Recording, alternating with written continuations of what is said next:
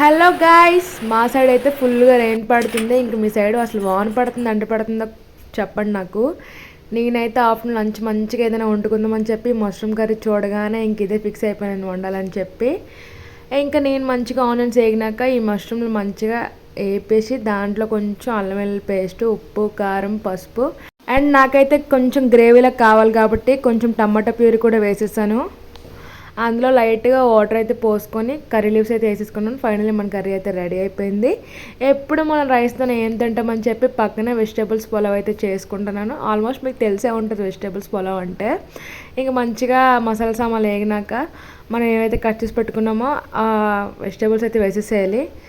నేనైతే కేజీ బాస్మతి రైస్కి and 6 glasses తీసుకుంటున్నాను వాటర్. ఇంకా మంచిగా రైస్ కూడా అయిపోయింది, బిర్యానీ రైస్ కూడా. ఇంకా ఆఫ్టర్నూన్ లంచ్ వచ్చేసి చూసేయండి మీరే, రైస్ అండ్ అలాగే మష్రూమ్ కర్రీ. ఇది చికెన్ ఫ్రై అసలు ఉండేది.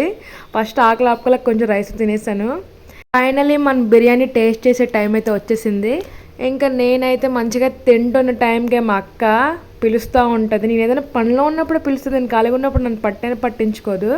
ఇంకా నేనైతే మంచిగా వెజిటేబుల్స్ పులావ్, మష్రూమ్ కర్రీ మంచిగా టేస్ట్ చేసేసాను.